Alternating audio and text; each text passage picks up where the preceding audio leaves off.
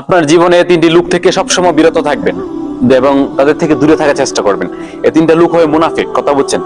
শুনেন, এক নাম্বার হলো যে আপনাকে কথা বলে ঠিক আছে কিন্তু সবই মিথ্যা বলে, কথা বুঝছেন? মিথ্যা যদি আপনাকে বোঝায়, 100 কথা বললে 99টাই হয় মিথ্যা, কথা বুঝছেন? এসব লুক থেকে দূরে থাকবেন। এগুলো হয় মুনাফিক, কথা বুঝছেন?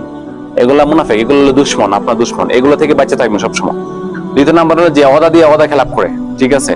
যেমন আপনাকে বললো যে আমি বিকাল 5টার দিকে তোর সাথে দেখা করতেছি, দেখা করে নাই, তোরে এইগুলো হলো ওয়াদা খেলাপ, কথা বুঝছেন? এসব লোকের থেকে দূরে থাকবেন, এগুলো কখনো ভালো না, কথা বুঝছেন?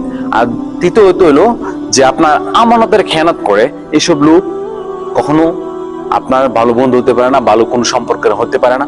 এসব লোক হলো মুনাফিক, আল্লাহ নবী বলছেন, ঠিক আছে? এগুলো জবানে যে বর খেলাফ, এই কথা বলছেন। আপনার মানুষকে মিথ্যা আশা দিয়ে, মিথ্যা বড়য়া দিয়ে মানুষকে পেরেশানি করে, এসব লোক আল্লাহ তাআলা পছন্দ করেন না, আল্লাহ নবী পছন্দ করতেন না, কথা বলছেন? এসব লোক থেকে সবসময় দূরে